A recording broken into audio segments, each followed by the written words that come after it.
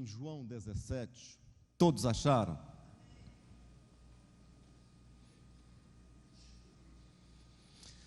Diz assim nesses dois textos que eu coloquei para nós falarmos um pouco disso. Diz assim, em João 17, 21, diz assim: para que todos sejam o quê? Como tu, ó Pai, o és em mim, e eu em ti, que também eles sejam um em nós, para que o mundo creia que tu me enviaste. Os discípulos, irmãos, o Jesus estava orando por coisas espirituais. Jesus estava falando para os discípulos de coisas espirituais nesse momento. E esta palavra que Jesus estava trazendo encheu o coração dos discípulos de alegria, de gozo. Eles ficaram extasiados pela palavra que Jesus estava falando com ele. E Jesus então agora, ele faz aqui nesse instante, na vida desses homens ali que estavam seguindo, na vida daquelas pessoas que estavam ao redor dele, Jesus então, ele mostra um ensinamento que é um ensinamento muito precioso para a nossa vida. Ele começa dizendo assim, olha, para que todos sejam um, como tu, Pai, e ele começa a mostrar, falar, fazer esta oração, orando a Deus e dizendo, ó Pai, tu és um em mim, eu sou um no Senhor. Ou seja, nós somos uma unidade, nós somos únicos. E ele diz mais, que também agora, talvez Jesus está fazendo a sua oração, depois dele mostrar esta unidade que ele tinha com Deus, ele talvez agora aponta para os discípulos e diz para que eles também sejam desta maneira. Ou seja, ele diz assim, que também eles sejam um em nós. Ou seja, agora ele está falando de uma parte espiritual. Jesus está falando de algo que é transcendente, aquilo que eles estavam acostumados a fazer. Ele diz assim, que todos sejam em nós. E agora ele diz o mais importante que eu acho.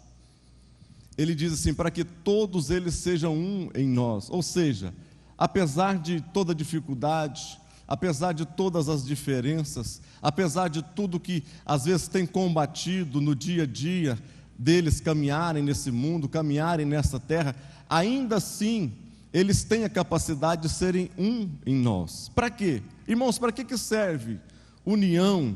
Para que serve unidade na nossa vida? Para que serve essas coisas? Para que você acha que serve a união?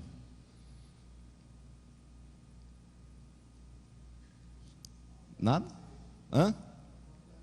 Para fortalecer. Exatamente. A união e a unidade, elas fazem o quê? Independente do lugar onde você está. O que faz? Não importa se é dentro da igreja, não importa se é dentro da sua casa, se é na sua família, se é na empresa, se é no seu local de trabalho, se é no seu local de amizades, se é onde você pratica um esporte, eu não sei. Mas para que serve então a união em si? Para que seja mais fortalecidos. Esta união de pessoas, elas são capazes de fazer, elas juntas, pessoas são capazes de fazer infinitamente mais do que pessoas sozinhas. Então, quando Jesus está dizendo assim, eu acho isso interessante, que o maior testemunho de vida que nós temos, a maior pregação que nós temos, que é a nossa vida, que nós podemos falar, não é simplesmente, olhem só, não é simplesmente você conhecer a Bíblia como um todo, isso é bom, isso é saudável, isso faz bem para a sua saúde espiritual. Mas não é importante o bastante para aquilo que Jesus está nos ensinando. Ele está nos ensinando e dizendo assim, olha, para que todos sejam um, para que o quê? Para que o mundo creia que tu, o quê? Creia que tu me enviaste. Você sabe quando é que o seu vizinho, você sabe quando é que a sua família que ainda não conhece a Cristo, a sua família que ainda não se converteu, As pessoas as quais você acha que precisam conhecer mais profundamente a Jesus, você sabe quando é que elas vão se converter? Quando elas olharem para você, quando elas olharem para nós, quando elas olharem para dentro das nossas igrejas, quando elas olharem para os nossos relacionamentos, aquilo que nós fazemos, aquilo que nós expressamos através dos nossos atos, e elas verem nestas coisas, verem nesses atos que nós estamos fazendo, elas notarem que isto representa, é uma representação espiritual daquilo que Cristo veio fazer por nós. Ou seja, para que nós sejamos um, para que isto sirva de testemunho básico e fiel de que o mundo creia que Deus enviou Jesus. Por quê? Porque Jesus foi enviado a esse mundo para fazer transformação na nossa vida. Jesus não foi enviado simplesmente ao mundo, né, como a teologia da libertação, com Leonard Boff, fez muito bem, traçou muito bem o perfil, e mostrando, e ele tirou daquelas opressão toda e começou a mudar, ou seja, saiu de um nível de espiritualidade e levou para outro nível, levou para o lado social, levou para as opressões sociais das classes inferiorizadas. Aí o que aconteceu? A igreja, de uma maneira geral, lá a igreja católica, que estava fazendo uma diferença, um jeito diferente, mudou o ritmo, mudou da espiritualidade, da pregação, do evangelho, das coisas, para fazer o quê? Para trazer as obras simplesmente. O que Jesus quer? Não quer simplesmente que eu e que você façamos coisas boas, não, isso é coisa boa que deve ser feito, mas Ele quer que a minha vida e a sua vida, Ele olhe para a minha casa, olhe para a sua casa, olhe para a sua família e veja em nós a presença de Cristo representada nestes atos, nessas alianças. O que adianta você olhar para mim aqui em cima, pregando a palavra de Deus, falando a palavra de Deus e principalmente falando sobre unidade e comunhão, e se você não vê isso na minha casa, não vê na minha família, não vê aonde nós estamos? Que hipocrisia que seria então, como que as pessoas verão? Eu estou passando, segurando um pouco em cima disso aqui, para nós firmarmos esta ideia na nossa cabeça, de que o mundo vai crer que um dia Deus enviou Jesus a esta terra, para salvar esta terra, quando Ele olhar para mim e ver que Jesus fez na minha vida, Ele fez na sua vida um canal que nos transformou aliançados nessa mesma vontade de caminharmos juntos, de estarmos caminhando para o céu, juntos no nome de Jesus, amém? Ele diz mais assim, e dei-lhes o quê? A glória que a mim me destes, para que sejam um, como nós somos um. Deixa eu tomar um pouquinho d'água aqui. É gripado, ainda fica com a boca mais seca.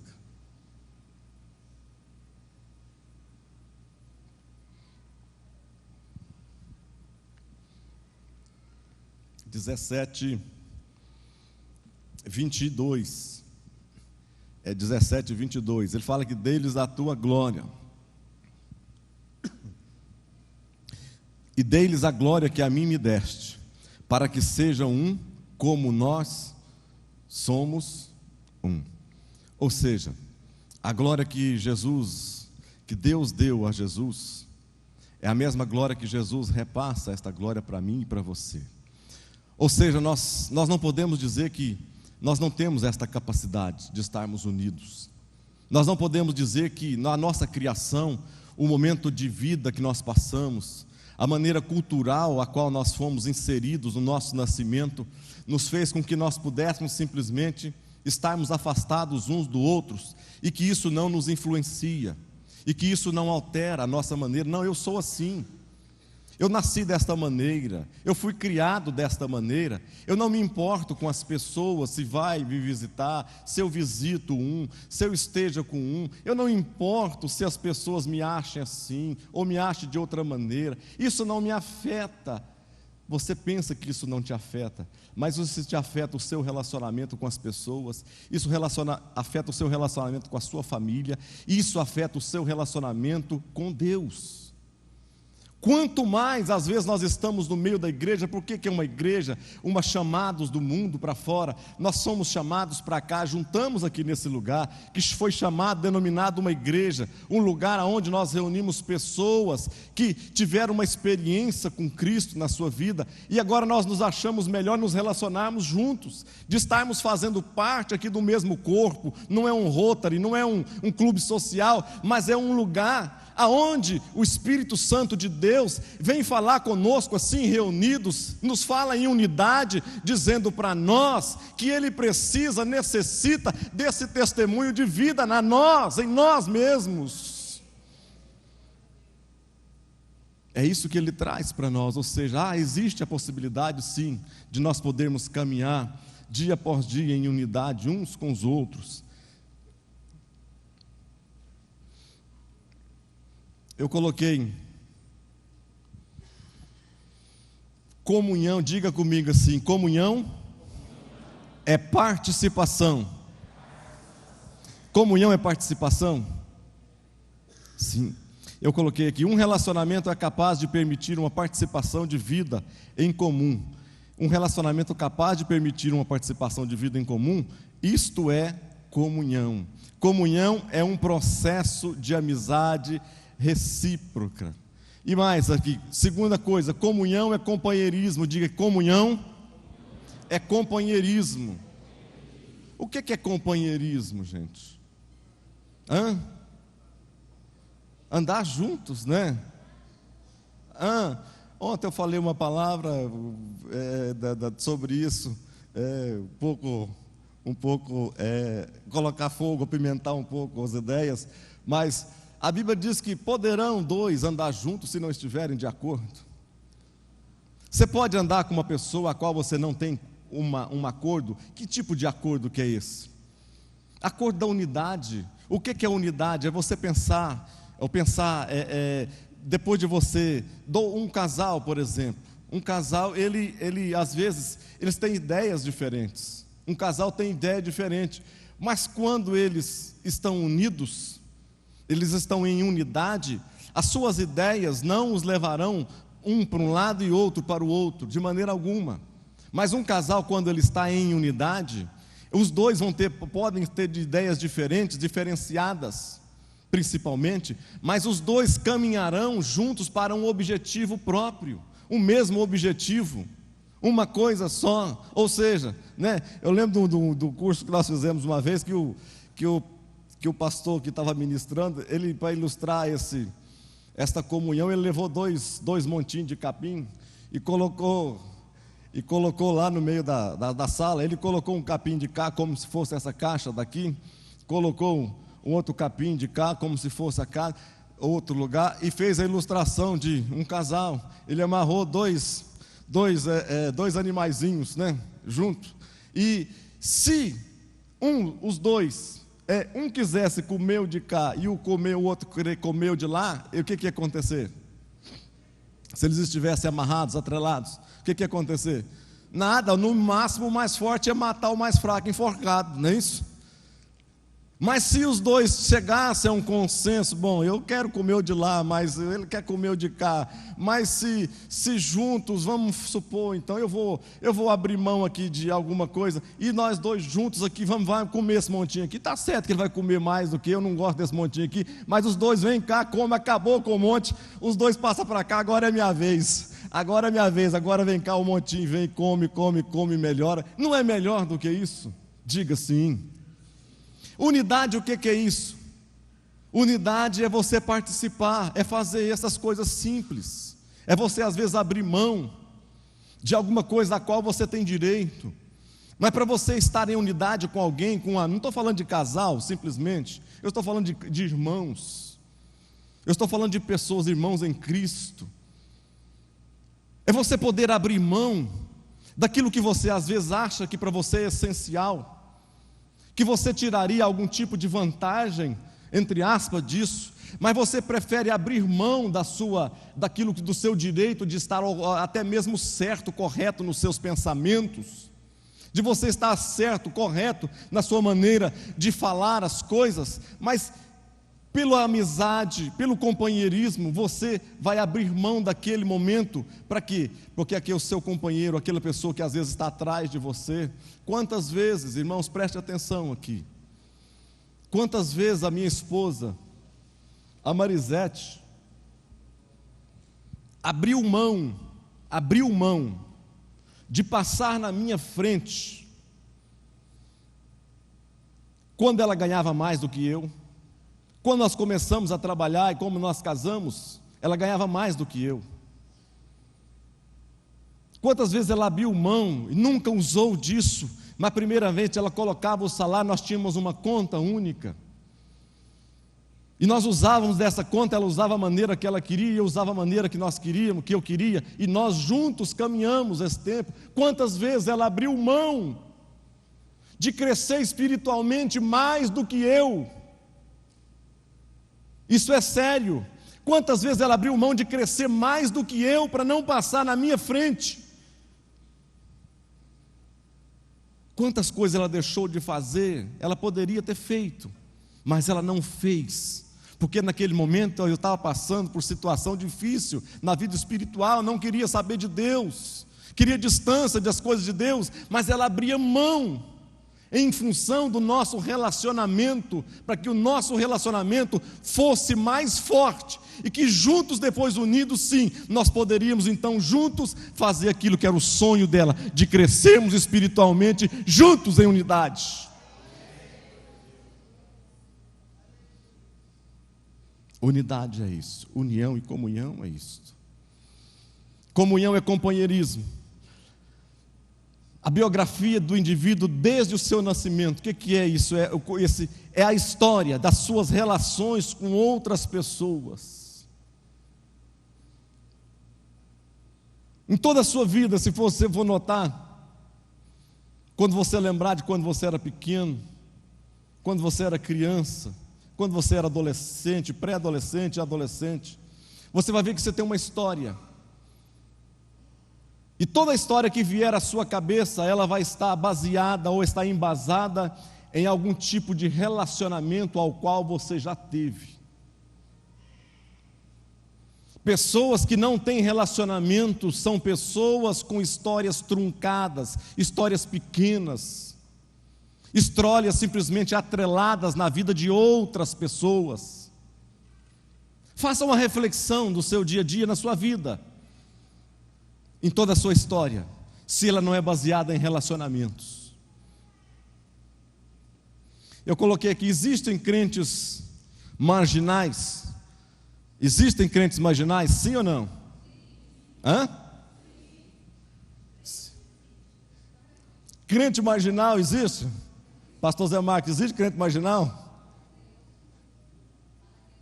Existe. O que é um marginal? Hã?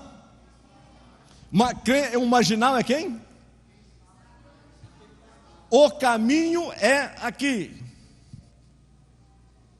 O caminho é aqui. O marginal faz o quê? Deixa eu pôr aqui porque eu estou de óculos para não cair.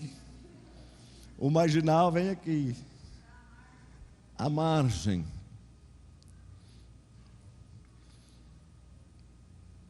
O que é o crente marginal? É aquele crente que está fora do caminho, aquele, como nós estamos falando de unidade. É aquele crente, o que você é, irmão? Eu sou marginal. Como é que é isso, irmão? O povo gosta de grupo familiar e eu detesto. Não gosto mesmo, porque esse negócio de dar toda semana e tal, é um negócio, eu não gosto. E de ir para a igreja escola dominical, de maneira nenhuma, pai, eu não gosto disso. E de participar de reunião, de festinha, não, eu tenho os meus jeitos, a minha maneira, o meu jeito de ser, isso aí é com fulano e com fulano. E disso assim também não. Ou seja, o crente que fica à margem. O crente do contra, né? É o crente que fica à margem. Então existe crente marginal, sim ou não?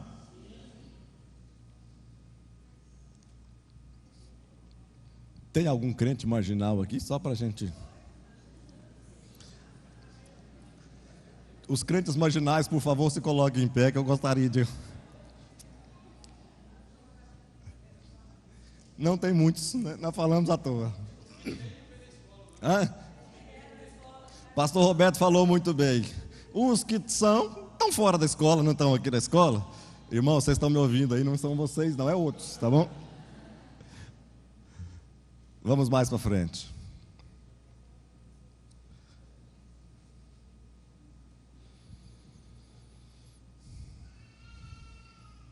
Comunhão é o quê? Viver em grupos. Nós vamos estar falando isso e colocando a parte prática e a parte espiritual, a parte que Deus quer falar conosco, né?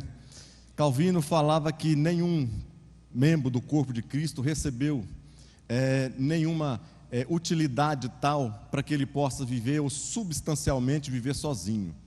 Ele dizia isso, e é uma verdade. A Bíblia está dizendo também que melhor é serem quantos?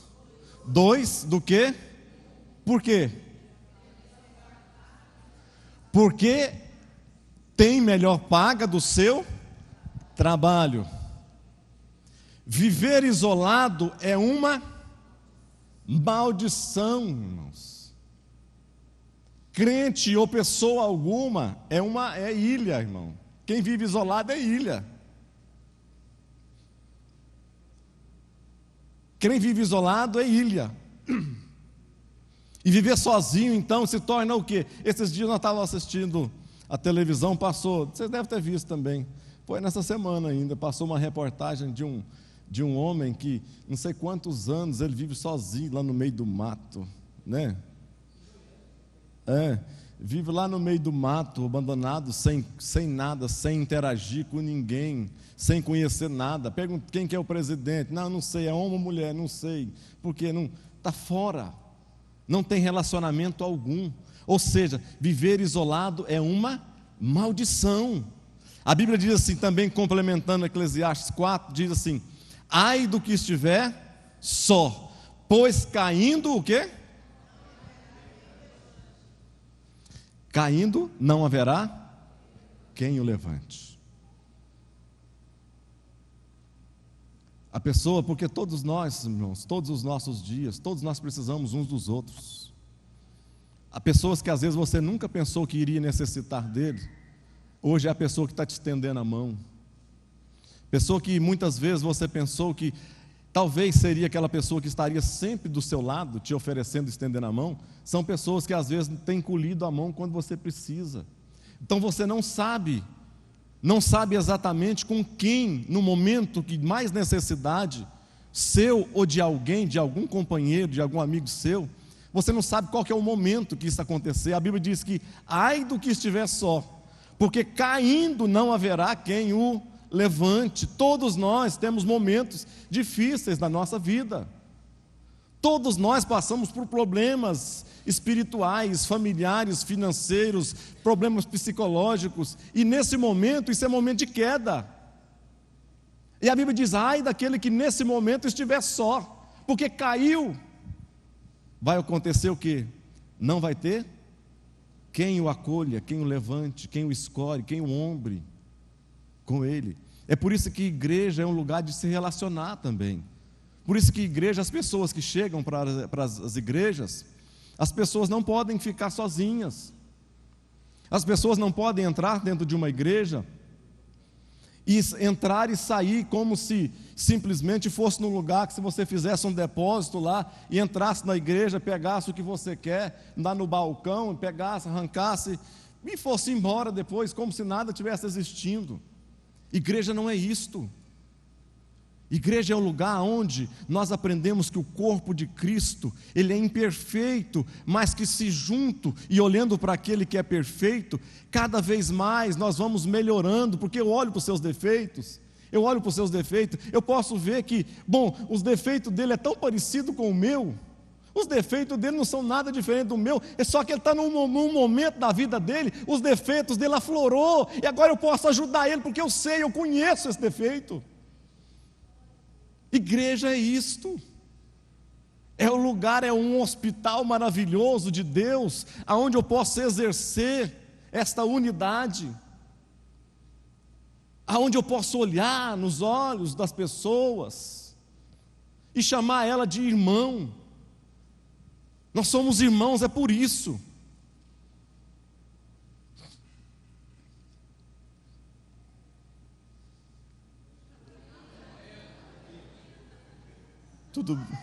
Tudo bem aí?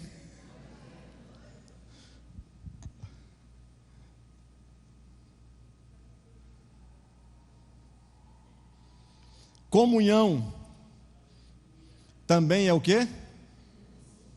Renúncia. Comunhão é renúncia. Renunciar é o quê? Estar disposto a renunciar coisas que aparentemente nos trariam benefícios, mas que talvez nos impediria de compreender o quê?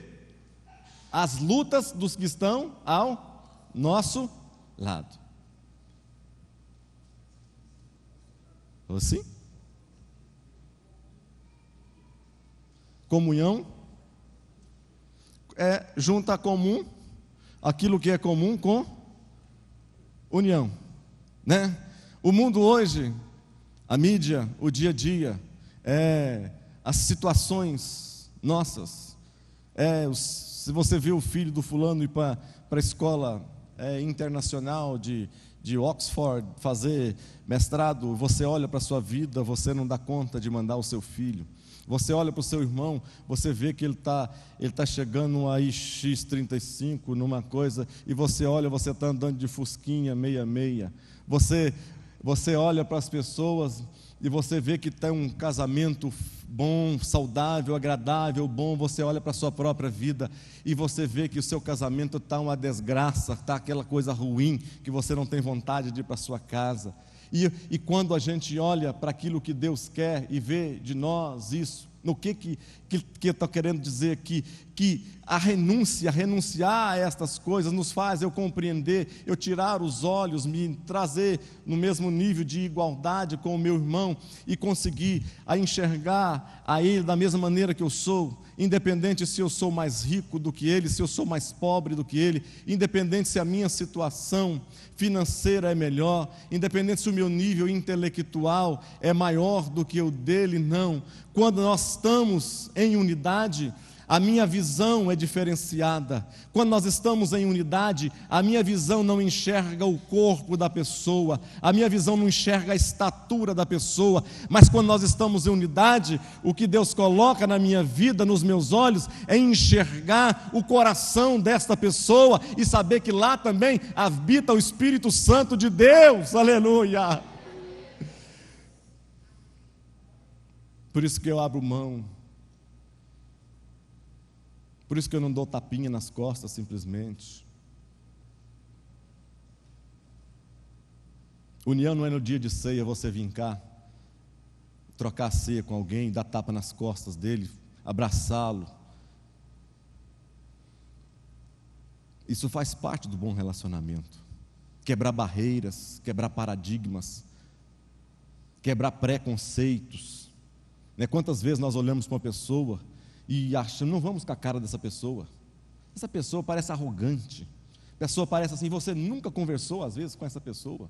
Às vezes uma oportunidade que você teve te fez um preconceito, às vezes dentro da igreja, que te levou às vezes a deixá-lo de lado, deixá-la de lado. Então, você ser em unidade, você estar em unidade, a ceia simboliza isto. Nós fazemos aqui esse ato bonito de trocar um cálice com alguém, dizendo assim, olha, eu estou abrindo mão, pelo menos no meu pensamento é esse.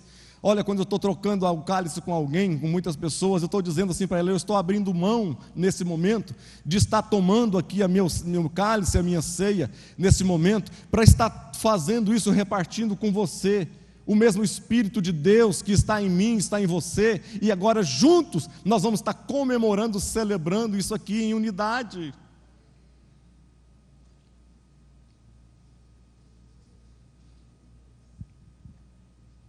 O tempo passa e o tempo voa.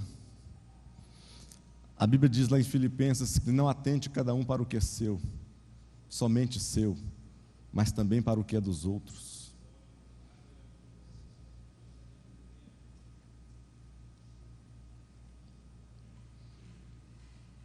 Se vocês quiserem falar, tá, irmãos? Podem estar falando. Alguém quer expressar alguma opinião?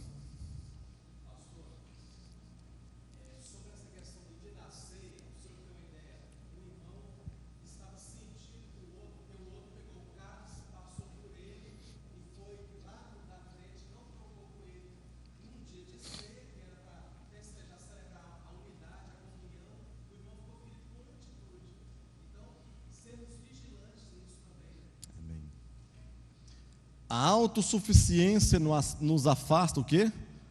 Da verdadeira comunhão. Eu sou autossuficiente. A igreja, eu vou lá para mim receber alguma coisa. Eu olho para os irmãos assim, eu não vejo, eu não me compartilho com nada, não cogumino nada com com pessoa alguma, mas eu vou lá, entro na igreja, recebo o que eu quero, vou embora e tudo bem, e ninguém tem nada com a minha vida. Eu estou salvo, recebi, aceitei a Jesus. Isso não me toca, ou seja, autossuficiente. Isso não é comunhão, nos afasta da verdadeira comunhão, nos tira o prazer de passar dificuldade junto com o irmão, nos tira o prazer de estar junto com o irmão no momento do choro, nos tira o prazer de estarmos junto com ele nos momentos de alegria, que esse é mais difícil, né? É mais difícil, esse é mais difícil, né, pastor Elias? É mais difícil você estar com o irmão na hora da alegria dele do que na hora da tristeza dele. Fala para você mesmo se não é. Não é muito mais difícil você estar na alegria, ruim, assim, não estou falando, eu estou generalizando aqui, tá, irmãos? Por favor. Muitas pessoas não têm, por falta de união, elas não têm na visão delas, elas têm essa falta de unidade, então elas acham muito difícil às vezes estar com o irmão na hora da alegria dele. Por quê? Porque às vezes o irmão está recebendo e ele não está recebendo, então é mais difícil para ele, mas ele acha às vezes mais fácil quando o irmão está passando por luta, e ele está lá para dar um abraço do irmão, está lá para aconselhar o irmão, está lá junto com o irmão, mas na hora que o irmão fala, eu recebi a minha bênção, a minha vitória, graças a Deus, depois de 5 anos, eu estava esperando isso, Deus me deu 10 vezes mais, o irmão olha para ele, oh meu Deus, e eu que estou aqui há tanto tempo, e abraça sem gracinha, parabéns, irmão, né? Muito bem, Deus é bom. Isso é falta de unidade também. Vamos ir para frente mais. Sim?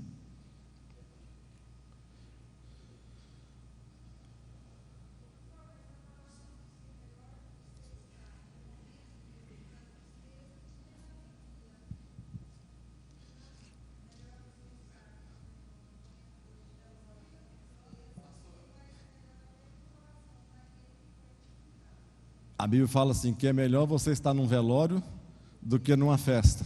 Aí está falando de situações, mas eu estou falando de relacionamento.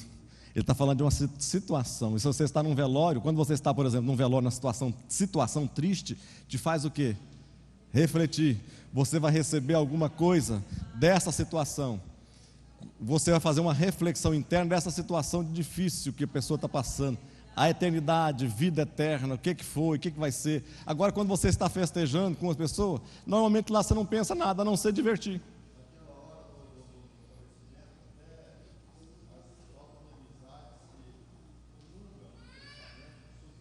Exatamente.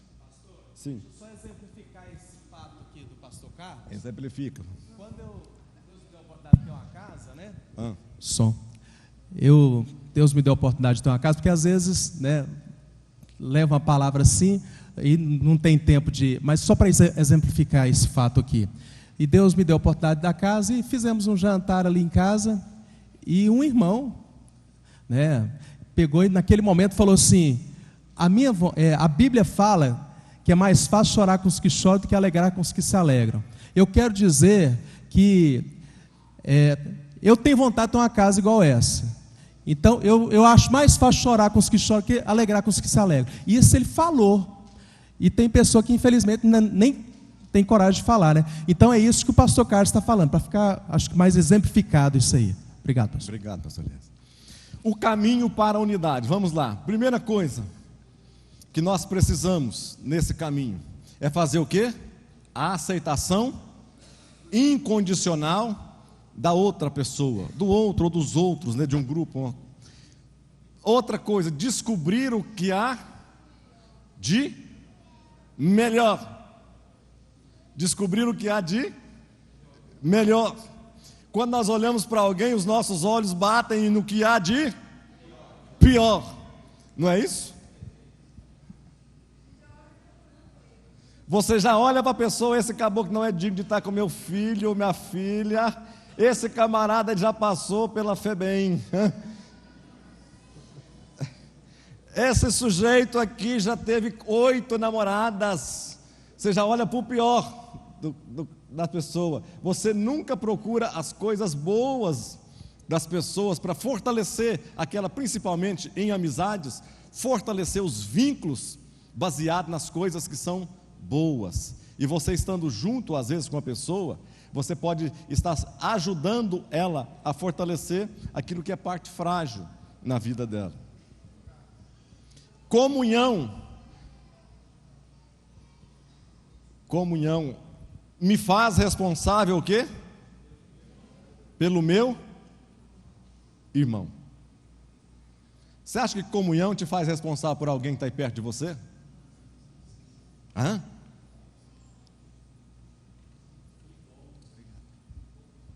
Pastor Carlos, desculpa aqui, voltando no tópico que o senhor acabou de falar, o senhor pode clicar e voltar ele lá, por gentileza? Porque eu chamei, o senhor não ouviu, estava sem microfone. Muito bem, o caminho da unidade, né? O senhor estava falando que a gente, quando olha para a pessoa, a gente não vê qualidade, a gente só vê primeiro o defeito, né? E isso é uma verdade tão grande que um grande poeta indiano, Rabindranath Tagore, ele diz o seguinte, que as moscas procuram as feridas, as abelhas procuram os néctares da flor, e nós procuramos os defeitos das pessoas. É uma verdade, é um pensamento verdadeiro, né? É um provérbio e um pensamento. A aceitação incondicional, nós falamos, descobrir o que há de melhor no outro, e agora, comunhão me faz responsável pelo meu irmão. Você tem coragem de... Vamos ver se isso é verdade? Vira para alguém que está do seu lado aí e fala para a pessoa: a comunhão que eu tenho com você me faz responsável por você.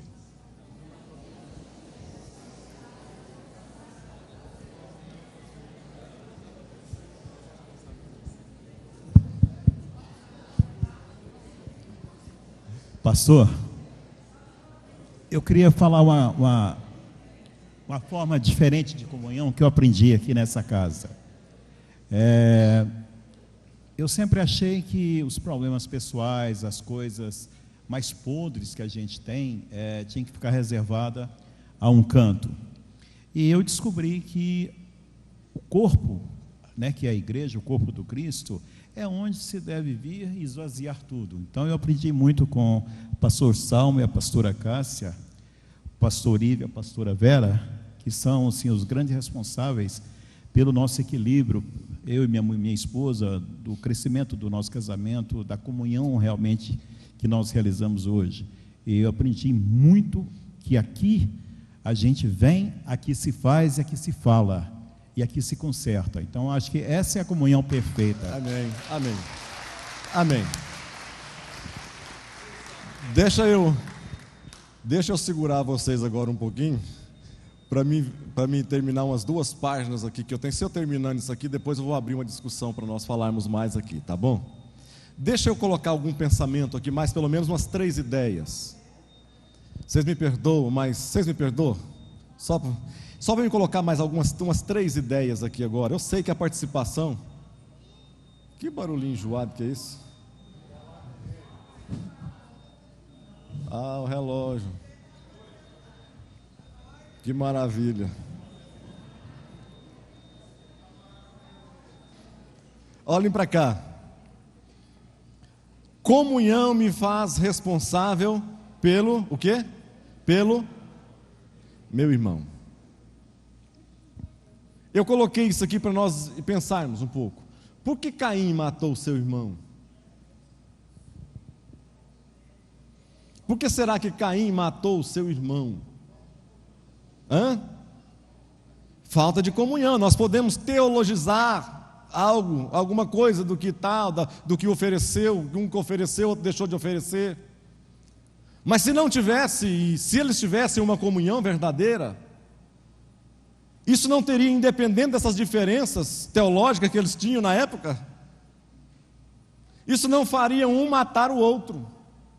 O que fez um matar o outro? Foi que esse Caim, ele não tinha unidade com seu irmão. Tanto é, porque quando ele mata o seu irmão, ele concretiza o ato que Deus falou para ele, que, olha, o pecado está à sua porta, você tem domínio sobre ele.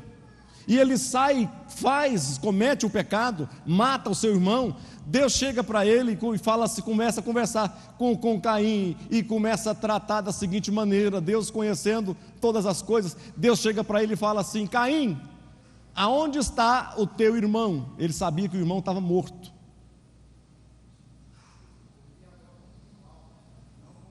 Isso, era um rival dele. Boa colocação. E Deus pergunta para ele: aonde está o teu irmão? Ele olha para Deus e diz assim, da maneira mais desleixada, eu imagino, dizendo para Deus e respondendo desleixadamente para Deus, diz assim para Deus: por acaso, porventura, sou eu o guardador do meu irmão? Por acaso eu sou o babá do meu irmão? Por acaso eu tenho alguma coisa com o meu irmão? Por acaso eu sou responsável pela vida do meu irmão? Quantos de nós, às vezes nós temos feito isso? Quantos de nós temos deixado passar a oportunidade? E às vezes nos escoramos ou deixamos passar esta oportunidade dizendo assim: não, porventura, isso vai acontecer, o outro vai estar fazendo, por que eu tenho que fazer? Por acaso sou guardador dessa pessoa? E por acaso eu tenho responsabilidade sobre determinada situação? Por acaso sou eu que, importa se casamento vai acabar, não importa se filho vai sair de casa, não importa se o fulano está lá quebrado, não importa se ele está passando necessidade, por acaso sou eu que vou arrumar o mundo? Por acaso eu tenho responsabilidade, outro vai fazer no meu lugar, na minha frente? Quantos estão me entendendo? Diga amém. Você é responsável pelo seu irmão, sim ou não?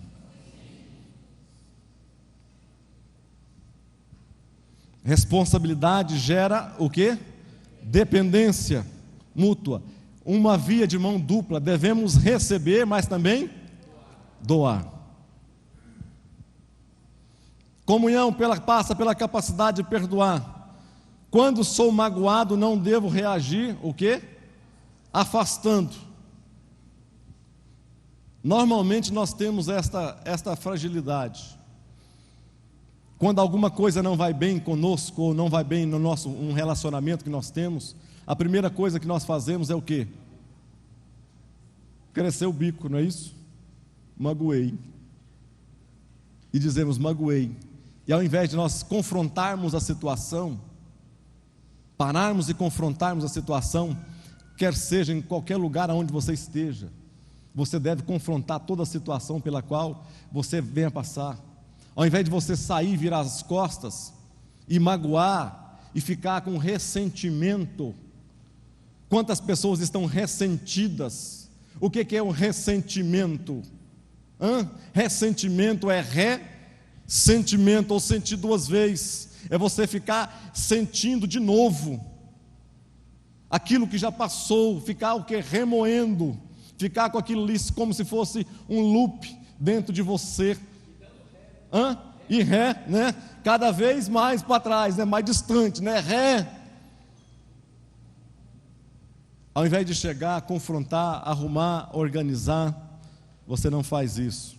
Quando perdoamos, temos que deixar de levar em consideração a ofensa que recebemos. Abrimos mão disso. Eu não vou estar falando sobre perdão hoje, estou falando sobre unidade. Eu não quero falar sobre perdão hoje. Nós estamos falando sobre unidade. Mas uma das coisas que nos leva à unidade é essa capacidade de perdoar. Coração aberto, coração limpo, coração sem ressentimentos, coração apto a você abrir mão daquilo que eu estou colocando aqui. Temos de levar em consideração a ofensa que recebemos e abrimos mão disso. Abrir mão essa ofensa que nós recebemos. Perdão não é fraqueza. Quantas vezes, né, eu pensava que perdão era fraqueza.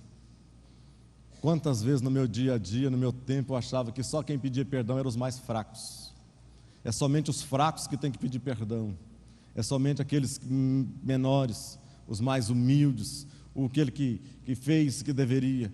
E quando a gente começa a conhecer mais a Deus, nós sabemos que perdoar não é para os fracos, mas ter a capacidade de perdoar é para os mais fortes, para os mais verdadeiros, para os mais fiéis, para aqueles que querem estar em posição que é onde a voz de Deus entra na sua vida e no seu coração.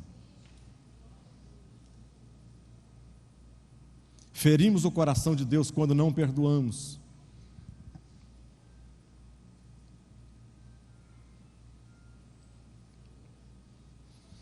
Inimigos da unidade, disputas carnais. Esses são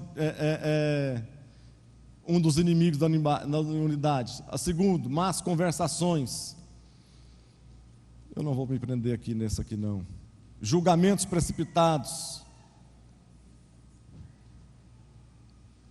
Parceiros da unidade.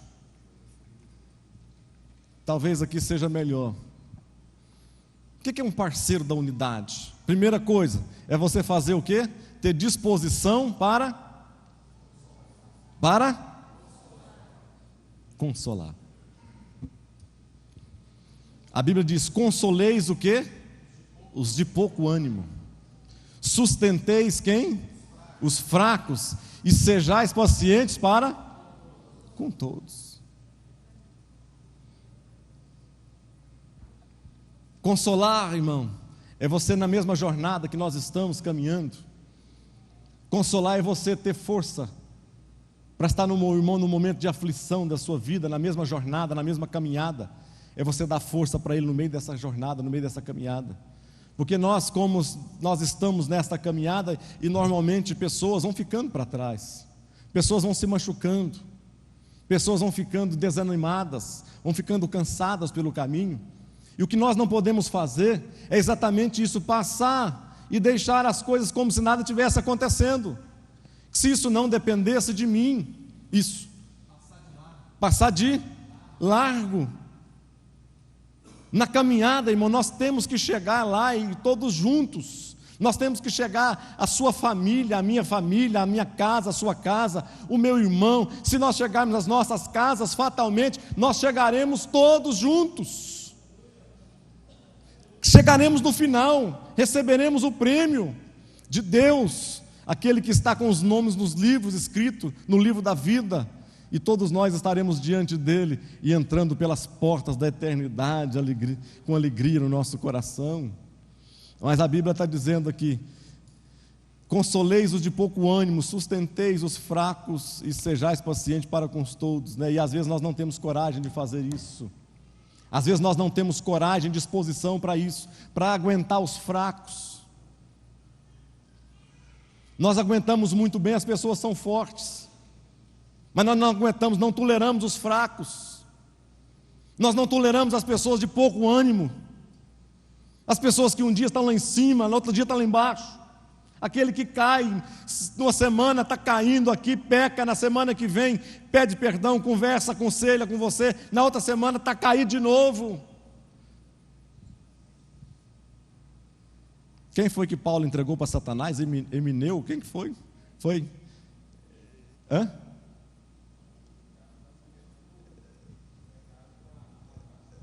Ele falou: esse camarada aqui deve ir para o inferno. E às vezes esse aí tinha razão da raiva, da ira, da fúria de Paulo, não? Hã? Ah, tá. Esse sujeito, às vezes nós queremos fazer dessa maneira, falar: esse sujeito aqui, ó, tem que ser, esse indivíduo aqui tem que, não merece. Isso aqui é momento que vai tudo por coisa. E nós não temos paciência, não temos vontade, não temos disposição, não gastamos o nosso tempo, não falamos isso com a pessoa. Outra coisa, disposição para consolar e praticar o aconselhamento. O que é praticar o aconselhamento? Irmãos, aconselhamento é uma arte. Aconselhar é uma arte que deve ser exercida. A Bíblia que está dizendo assim, ó, exortai-vos uns aos outros para todos os dias, durante o tempo que se chama, que dia? Hoje, para que nenhum de vós se endureça pelo pecado. O aconselhamento não é a arte de você tirar a pessoa de determinada situação e fazer com que os olhos dela possam começar a enxergar de uma maneira totalmente diferente daquilo que a qual ela está vivendo hoje. E nós temos que praticar isso, pastor. O senhor não sabe, eu não tenho nenhum resquício, nem assim, de vontade, de desejo, não tenho capacidade.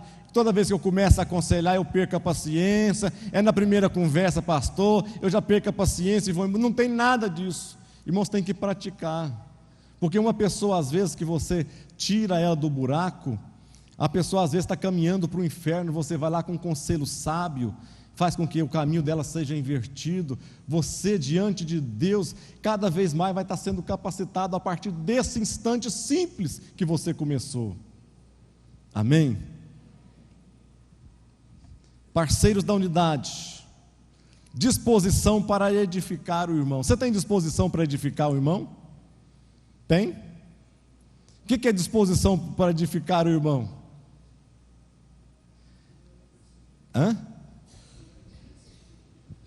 É fazer, né, o que é necessário. Primeira coisa, eu coloquei aqui que o solo, né, depois os materiais usados para edificar e construir.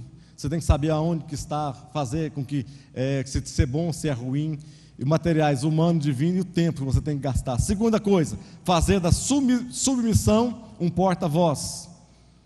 A Bíblia diz, sede todos sujeitos uns aos outros, revestivos de quê?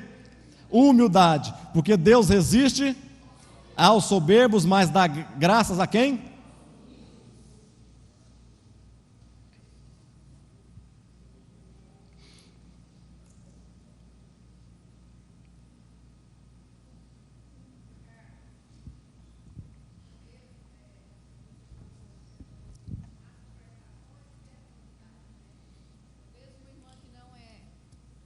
Uma vez uma irmã que não é da nossa igreja quis falar de um pastor da nossa igreja para mim. E eu falei, olha, eu não conheço lá fora, mas na minha vida ele tem sido uma bênção, ele tem sido boca de Deus. E a tendência, depois você querer olhar para aquela pessoa, né? E eu falei, Deus, eu não aceito essa palavra, ela não vai cair no meu coração, porque assim como eu, ele deve ter as suas falhas, mas quem trata é o Senhor, e a palavra do Senhor fala que é o Senhor que convence, né? É o Senhor quem faz. E essa pessoa vai continuar sendo uma bênção na minha vida, vai continuar sendo boca de Deus na minha vida. Então, assim, isso não caiu no meu coração, porque a gente, né, não pode permitir. Porque se a gente permitir, causa divisão mesmo, porque você já começa a olhar para a pessoa já com outro olhar, isso, né? Isso. Então, eu falei, isso não vai cair no meu... E essa pessoa continua sendo uma bênção na minha vida. Amém, amém. Eu coloquei aqui... de submissão, sujeitai-vos uns aos outros, revestivos de humildade, porque Deus resiste aos soberbos, dá graça aos humildes. Humildade, irmãos, humildade é algo tremendamente na nossa vida que deve ser usado. Quando alguém vê, presta atenção, quando Jesus falou que serviria de testemunho para a vinda dele a esta terra, a nossa comunhão, aqui é a mesma coisa que quando eu estou olhando para você em atitude de humildade, as pessoas verão em nós, quando eu poderia às vezes estar levantando com arrogância, quando eu poderia estar levantando contra alguém com uma palavra mais dura, uma palavra mais severa, quando às vezes não precisaria daquilo, mas a pessoa vê nesse ato, a pessoa vai estar fazendo disso na vida dela um testemunho. Aquilo vai estar servindo de quê? De testemunho para as pessoas. As pessoas vão querer saber, mas eu quero saber. Às vezes a pessoa nunca teve vontade de se aproximar mais de Deus, mas ela vai olhar para você e vai ver assim, eu quero aproximar mais dessa pessoa, porque eu quero descobrir que segredo que é esse que faz com que essa pessoa seja desta maneira, seja tão diferente assim. Que segredo que é esse que mantém essa pessoa tão bem nivelada, tão bem estruturada, que consegue fazer de situações adversas, fazer situações na vida dela tranquilas.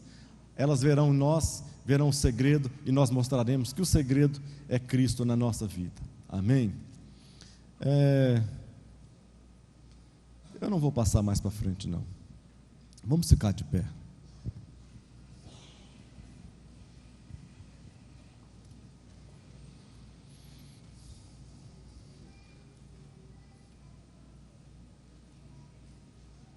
Fica de pé.